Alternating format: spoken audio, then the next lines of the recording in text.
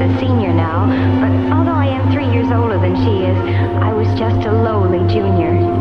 I'd been out sick for a long time, and then I'd gone to junior college. This real campus seemed wonderful to me, and it was such fun being with Eve again. Naturally, she had to show me around and try to bring me up to date. I was amazed that she wasn't engaged by now. She was prettier than ever. The number ones are good. Let's have 2 of those, please. Make my number 3, if you don't mind. I don't see how you can eat so much so early in the morning. Are you on a diet, by any chance? Of course I am, and you should be too. Every morning I exercise for 10 minutes.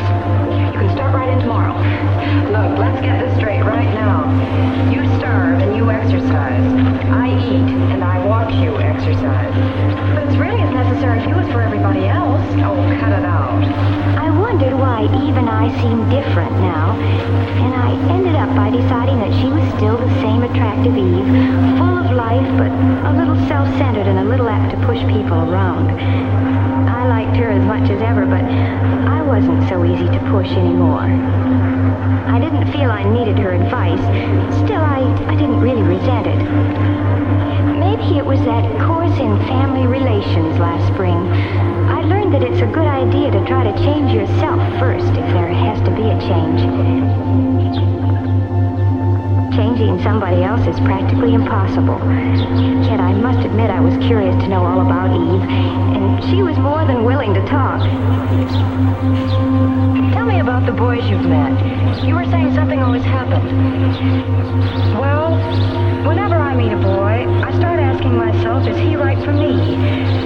And I don't know, Mary, I really don't know. There was one you wrote about, his name was Alec, I think. Why did that fall through? That's just it, Mary, I don't know. I can't for the life of me figure out what happened.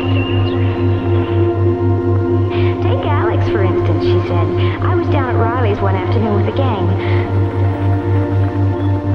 I'd heard of him, but I'd never met him. He was a football star. I liked him, and he liked me right from the start. We found plenty to talk about, and neither one of us could figure out how we'd been on the campus for 2 years without ever meeting before. He was lots of fun. We decided to spend the afternoon together. It turned out that was just the first of a whole slew of afternoons.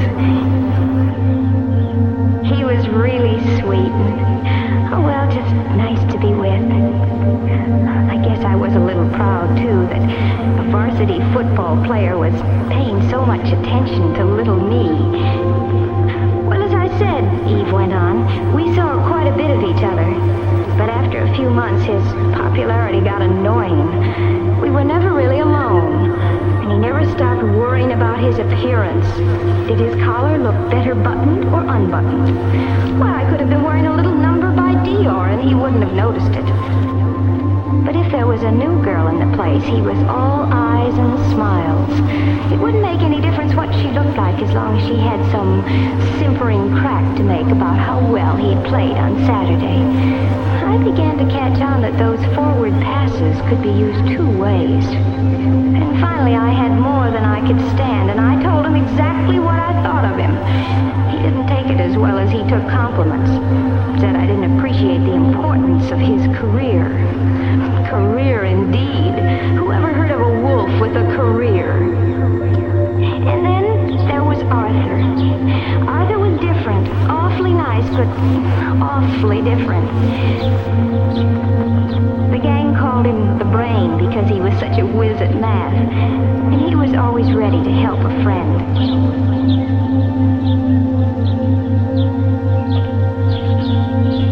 You're different from other girls. That's what you think. You're smarter.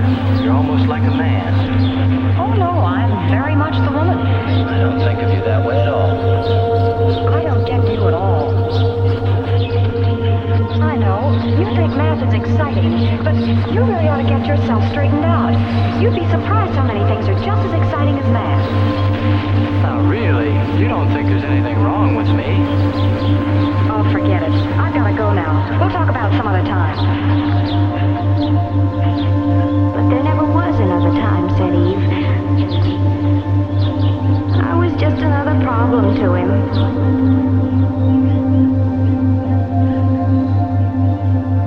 And then there was Steve.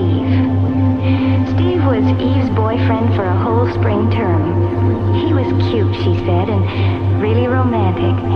He had his own workshop where he made boats and things. Eve used to come by to pick him up after her classes were over. Come on, Steve, they're waiting for you. Oh, I don't know, Eve. Why can't we just hang around here for a while today? You can help me paint and we can listen to some good music. It'll be fun. Is that your idea of fun? I want to be with people. Oh, What's wrong with that, Steve? nothing. Oh, come on, you'll have a good time. Hurry up and get on your shore. He never wanted to leave that old carpenter shop. I tried to get him out once in a while, really I did. You know, Eve, you can't make a man over like you do a road. But Mary, don't you see what Steve needs is not you, but somebody else? You know what? I bet you'd like him. Say, that's a terrific idea. Come on, we'll go over there right now. Right now? Sure. I thought it might be good to see some of these boys for myself. Besides, Steve sounded nice, and I thought I'd better begin to make some friends on the campus. Sure enough, we found him at the old stand, lost in thought and a pleasant job. It didn't take long to get the introductions over. Steve asked us in.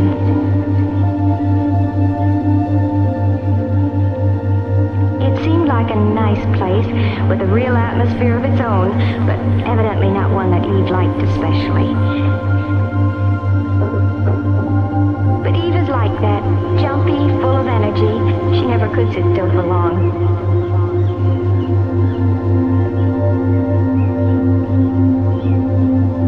I'm different. Like Steve, I find it relaxing to keep away from groups sometimes and work out my troubles with my hands. Steve and I got along well together, though I could see he wondered how a friend of Eve's could be like me. He'd been thinking there was something wrong with him because he couldn't dance to Eve's fidgety tune. As a matter of fact, Steve was not the boy for me either, even though I liked him a lot. It would be too much like spending time with a twin brother. We're too much alike.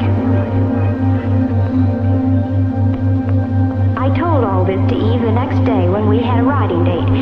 It was Saturday and the classes were over at noon. Now you see what I mean, Mary? All these boys are nice, in their own way. They all have something I like, but it's only one side of their character. But the something Eve liked about a boy can't be separated from the rest of his personality. I couldn't make her understand that, but I did stick my neck out a little way. I think it would do you a lot of good to meet someone you can't push around. You mean someone who pushes me around? No, I don't. I mean someone who's not afraid of you. That's just like John. He thinks he's tough. I can't stand the sight of him. You're sure about that, Eve? Well, here's what happened last week.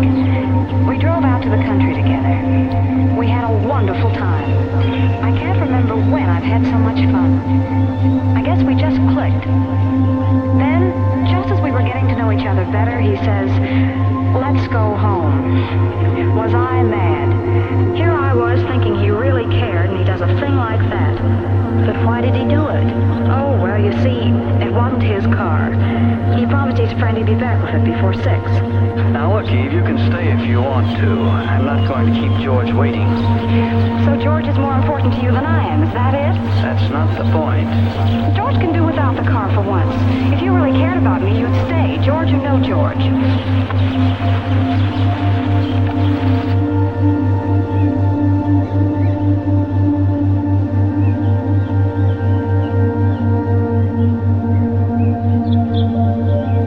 You wouldn't want him to break a promise, would you? Why not? Well, I won't. I'm not going to let George down, even for you. You'll start sprouting wings if you don't watch out. Move over, boss. You're so inconsiderate. Look who's talking. Why, someone ought to take you across his knee and give you a good spanking. Might make you more human. Maybe you're the one to do it. Maybe, but I doubt it.